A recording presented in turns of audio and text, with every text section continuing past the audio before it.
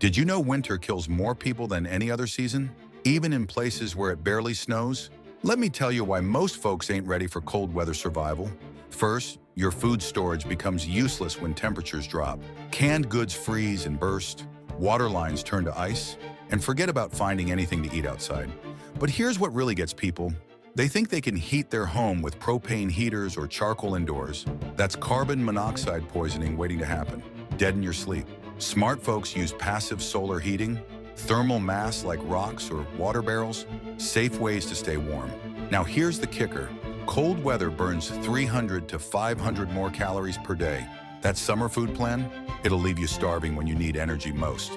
You got 72 hours before most winter emergencies turn deadly. After that, your body starts shutting down. So tell me, do you know the first warning signs of hypothermia? Because if you don't, you're gambling with your life every winter.